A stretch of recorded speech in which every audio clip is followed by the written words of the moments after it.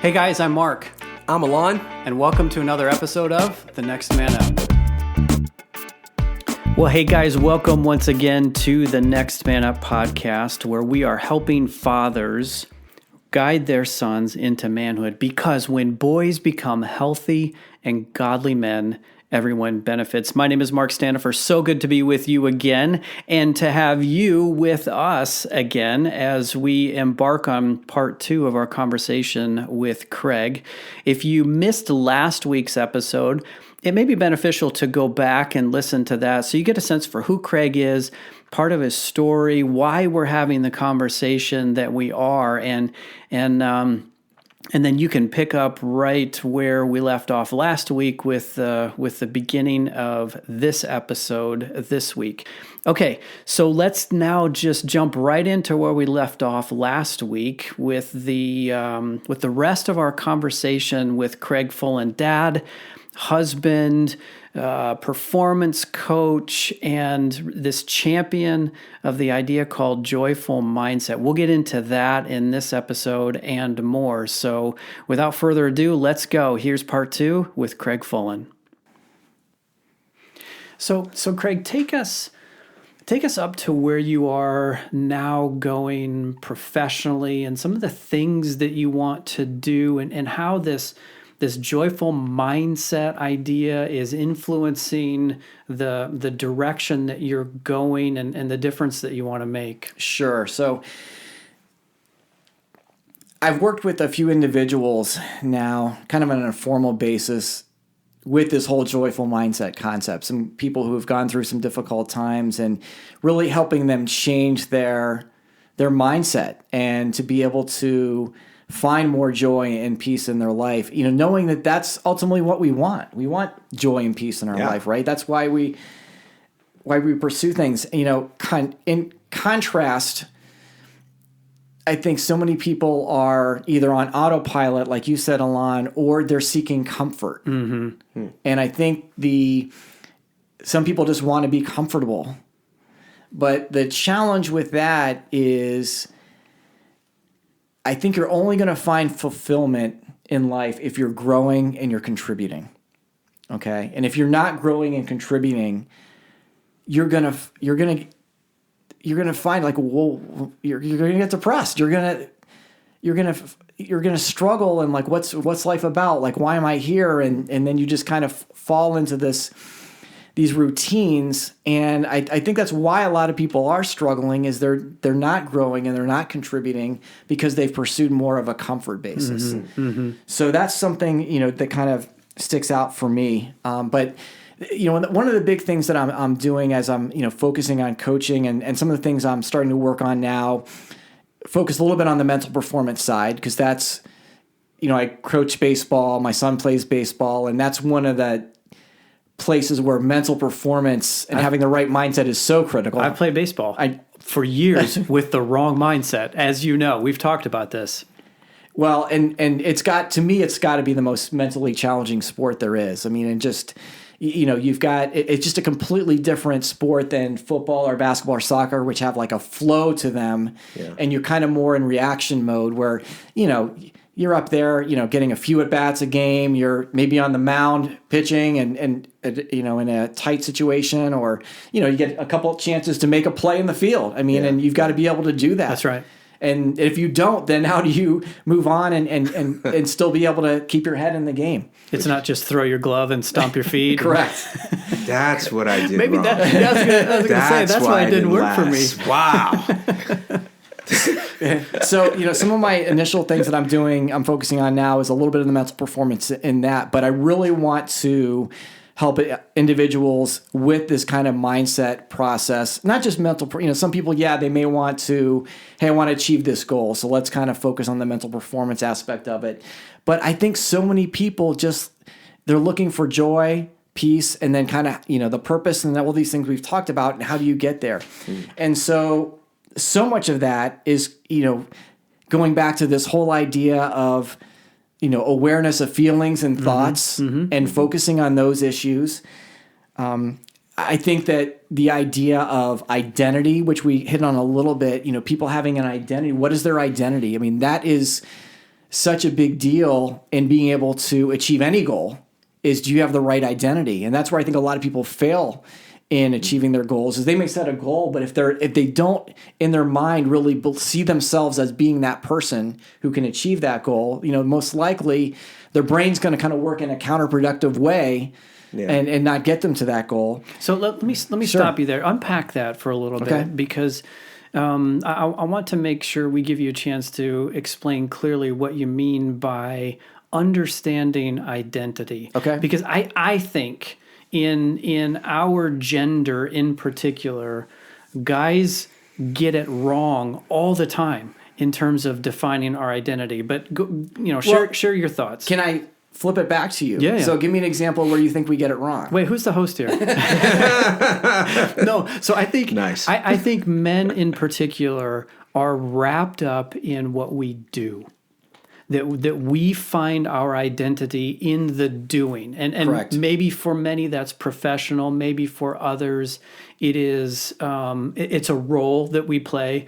Like, well, I'm a dad, I'm a father, I am a husband, I'm a business, I'm an entrepreneur, I'm an attorney, right? Like it's defined by these things that we do. And I think as a general stereotype, men are more wired toward action in general. So we associate action with who we are and our identity, which is why you find so many guys that struggle mightily when they lose their identity.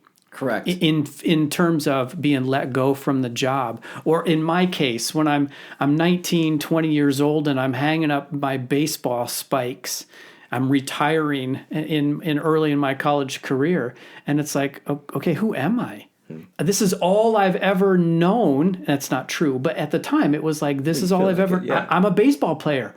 Who am I without baseball? So I think that's what I mean by guys often get it wrong because we associate it with what we do or the role that we play. Absolutely. So with identity, we can talk about what you do, and I think that I agree with you that a lot of people focus too much on what they do as being their identity instead of who you are. And I think that's I think we've talked about this question about before, like, who are you, right? And that's not dependent on what you do. And I think that when you answer that question of who you are, it should be at a level that everything that you have can be stripped away. Yes. And so, so I always say, like, who am I? Like, I think I talked about a little bit before is, I'm a person who inspires and encourages others to be the best version of themselves. And, just about everything can be taken away from me and that can still exist. But the other identity would be my identity, in Christ, right? So that would be the other identity too. Sure. Again, that stuff, you can take away everything in my life and those identities are going to remain. Yep. And I think that's very important. So that's kind of like the core identity. So I think that's something that people really need to get comfortable with. But then there's also like said, maybe the goal-oriented identity, right? Which may be a little bit different. But let's say, Alon, give me an example of maybe a goal you want to achieve. I want to travel abroad in Europe in about 10 years. Okay. Now, that we can use that. I was thinking a little bit more kind of in a performance-related goal. But let's talk about this. But let's go. But let's go with this. But let's go with it. But we can still go with this. Okay. But listen, if you can say that, and it can be like basically this wish or desire, or you can get it in your head and really believe and see yourself doing that. And I think that if you see yourself doing that and you continually make pictures in your head and images in your head of you doing that, you're going to do that.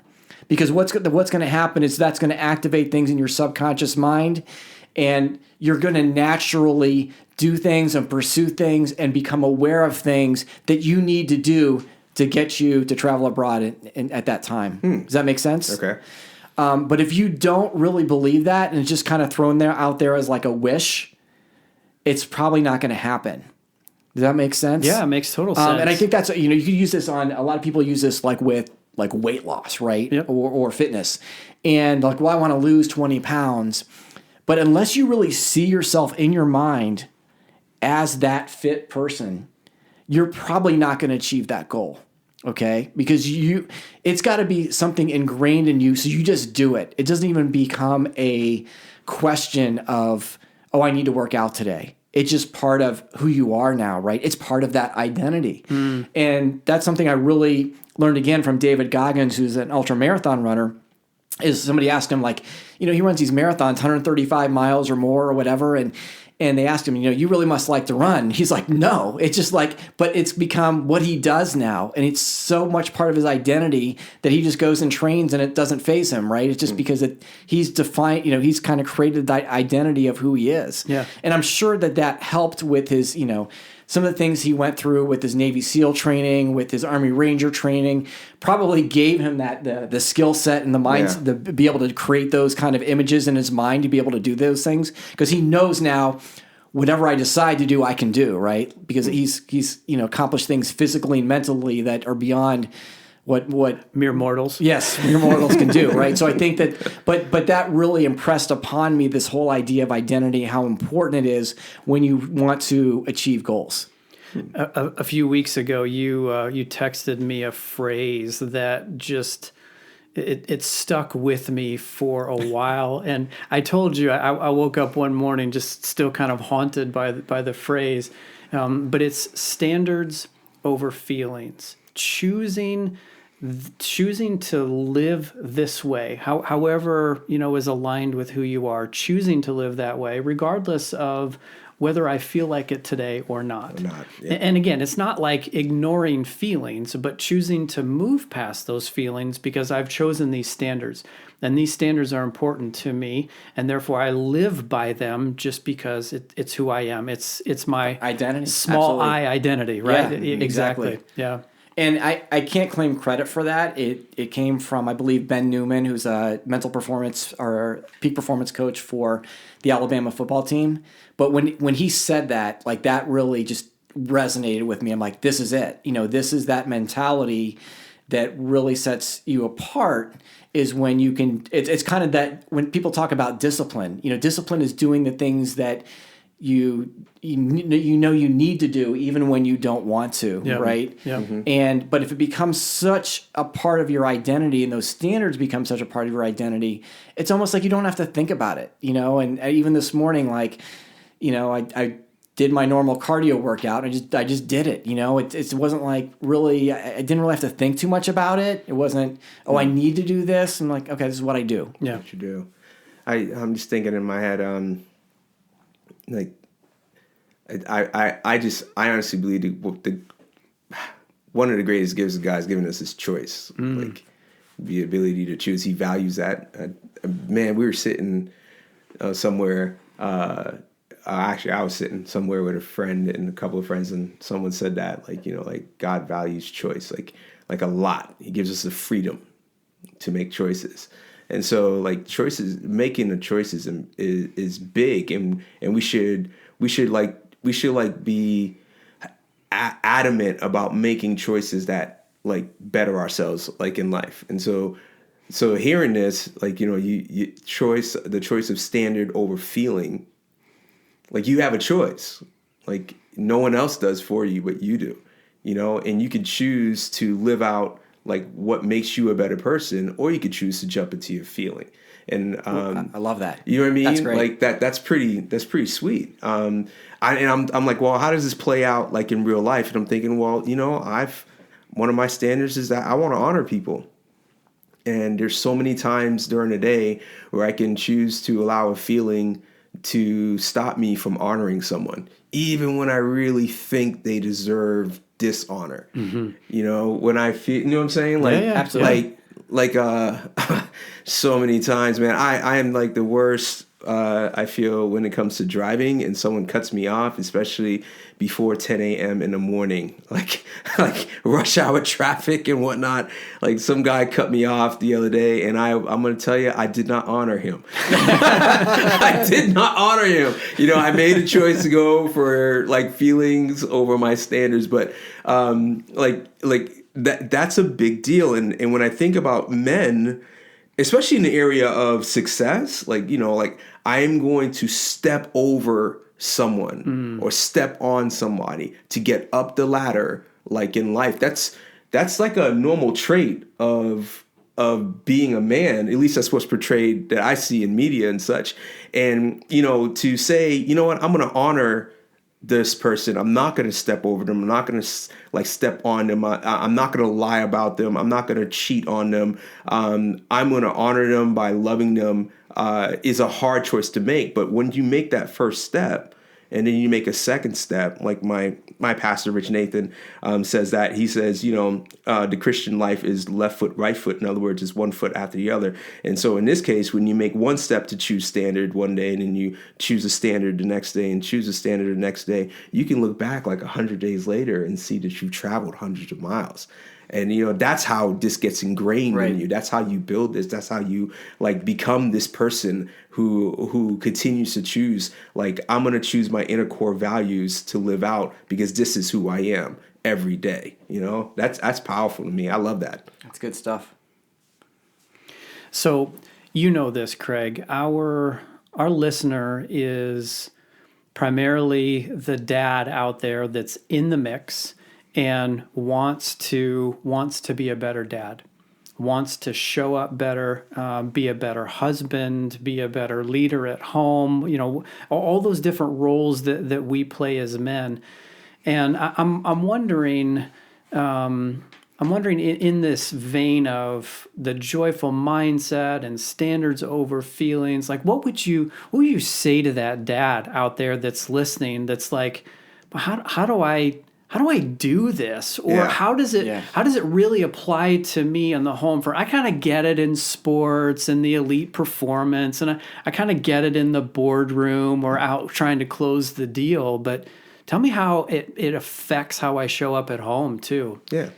Sure. And I want to lay a little foundation, though, just so that this will help capture maybe how people have to go about this, is that this is all about our mindset and mental performance and how we're showing up, as you mentioned. The one thing I think what people fail to do is treat their mindset and their mental performance, if you will, and what I'd even call in their mental health, maybe in a broader picture, like their physical health. So, for example, you're not going to go to the gym once a month and think you're good, right? If you want to get in great shape. Well, maybe that's what's wrong in my life. That's what I'm doing. and so a lot of this becomes looking at it from that perspective, that you need to reinforce these concepts, and really goes to what you just said about those steps every day, kind of right there. And so I like to think number one, you've got to establish some routines that are getting you started. And so, I know that for me, the routines have started with, how do I start my day first off and foremost? And that's reading the Bible and devotionals and getting my mind right from that perspective. I end with a Stoic devotional, but, having that concept so my mind is in the right place. And so and you do that day in and day out to get yourself in that right mindset. The second thing then is, making sure that you're feeding your mind with the right things, whether it's books, podcasts, your sermons, things or whatever it is that you need to do to continually maintain that mental mindset that you're trying to develop there. And again, so that's kind of where I would maybe start with people, is like, okay, if you don't have routines, and this is where I started with one guy that I'd spoken with, and he was just kind of getting up, in reaction mode, right? I think a lot of people, they get up in the morning, they're in reaction mode, they're getting their kids off to school, and then going to work, and they're already kind of in a frazzled state, and their mind is never at the right. You're never really kind of in that mindset where you need to be. So for me, it had to start with getting up earlier, and I got to get up, pretty much an hour before my kids and wife get up, to be able to do all these things and like I said, get my mind right, if you will. And that includes journaling and, all these things that we just talked about, so that I'm starting my day with the right perspective, if that helps. Yeah. And I think that's tremendous. And I know that because that's what I see with a lot of people is they're just in reaction mode from the point they get up. And you've got to, that's the first thing that if I can offer, a bit of advice there, make sure that you're addressing that you don't have to get up at 3, but you've got to get up at some point before. Thank God. He would have just checked out. Yeah. But I know there's some motivational speakers. I think Eric Thomas is like always getting up at 3 o'clock or whatever. But you have to get up in time to get yourself in the right frame of mind. What I hear in that, in sort of zoom out, what I hear is there's a choice. It's making the choice to do things that will set you up to be more quote unquote successful, or to accomplish what you want to accomplish rather than just reacting. Whether that's choosing a podcast over a movie, choosing a walk over a dessert, or instead of just the dessert, then you go for a walk. But it's that element of choice. Back to what you were saying earlier, Lon. We have the choice. It's just, are we exercising that choice to move us in a direction that's beneficial and that we want to go? Well, and on that note, if I could kind of go back a little bit to your success podcast, which I thought was great, and really you guys were wrestling with this idea, what is success? Right. And, I think I talked a little bit about it, about, for me, it's striving to be the best version of myself and what God has called me to be. But I use the word striving because I'm always going to be trying to reach that point. It's always it's something in the distance that I'm always trying to attain. If I say that I'm being the best version of myself right now, then that means I have no growth. And it doesn't give me any grace for the failures and the things and the mistakes I'm going to make. Right. Yep. Good point. But I like to use this concept. I call it the 3 S's, and the word success has 3 S's in it. And I like to think about being a servant. So the first S is servant, being a servant to God, family, and others, being a steward of my time and resources, and then being a speaker of truth and my faith. And, with what you just said, to me, it really hits on the steward part of it. When you really think of steward, and so much time, so often when we talk about stewardship, we're always talking about finances, right? Yeah. But if you really think about your time, that's really the most valuable thing you've got, it becomes a really powerful concept. So you have those choices of like, am I going to go watch this movie on Netflix, which is dulling me and really has no redeemable value to it? Or, I could go down and, get on my treadmill or something, or I spend time with my kids or read a book or something like that. Right. Your choices become a little bit different when you think about stewardship of your time. We talk a lot on the show about setting the bar higher. And we may not always reach the bar, even though we're talking about it, but we're always setting the bar higher, the mark higher than where the world sets it, or culture sets it, or the just make me comfortable or entertain me or give me space to numb out and check out. Like the things that you're talking about, the things that we talk about here, they're harder. They take more courage and more bravery, but in the end, they're way more worth it. Yeah. And you get closer to reaching your fullest potential when you're striving in that direction, rather than just back on your rear end or on your heels in reaction mode or just in comfort mode. Yeah. Yeah. Go ahead. And that's not to say that, things that we enjoy doing don't have their place. Correct. Sure. I enjoy a good movie, man. I'm going to be honest with you. All you guys out there and gals out there that had parts in making the Avengers movies and whatnot, props to you. I enjoy watching movies, but I think what you're saying is when it just takes over, where you blink and it's like 3 hours later and you're like into the 12th episode, of whatever. And it's like you could have been doing something else to build you or to love someone or to serve somebody or to increase your knowledge of who you are, and that's the difference to me. Yeah, because I think there's a place for the relaxation and recharging, and so I get that. I think it's to your point. I think it's where certain activities become to the point they're almost like self-medicating. Yeah. Or you're dulling yourself, whatever. You're dissociating. Yeah. Yep, for sure. I like that. Servant, steward, and speaker of truth. That's good. It's cool. Yeah. Dude, this has been a fantastic conversation. Appreciate you sharing your insight, your wisdom, your story, being vulnerable with us, and coming on here and giving us some stuff to really chew on. You've brought it in a way that Alana and I couldn't, and yet it's so cool to see how things align, right? Maybe saying something different, but in the end, it's kind of the same thing or thought, or introducing new thoughts. Yeah, definitely. So thank you for being a part of the show. Listeners, you know this, we like to provide a way for you to reach out to Craig. If you're interested, you can follow him on Twitter at Craig Fullen is his handle. Fullen is how you spell the last name. Quality guy. I've got the pleasure of getting to know you over the last year and change, and just really appreciate the energy and the wisdom and the reality, right? It's not just stuff you're making up. You've lived this, and you're better off for it. So appreciate you being on the show. Pleasure is all mine. Listeners, what are you taking away from today? You hear me ask this question frequently, but so what? You just gave us an hour of your time to listen to Craig's story and hear some of the conversation. So what?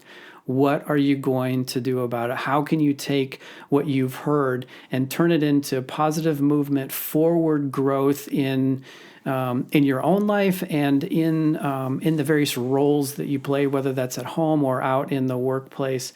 What are you going to do? Think about that and challenge yourself to implement even just one of the things that has been talked about here, so that this isn't just information that you've consumed, but it leads to your growth and your transformation. All right. Well, with that, let's bring it to a close as we always do. Listeners, until next time. Adios. Adios.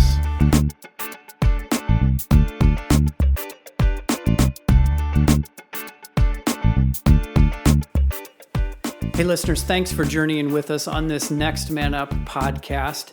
You know, we would love to hear from you. Maybe you have a question or an idea, perhaps a topic for us to consider. If that's you and you want to reach out to us, you can get us at feedback@thenextmanup.com. That's feedback@thenextmanup.com. Again, we'd love to hear from you. Until next time, we'll see you later.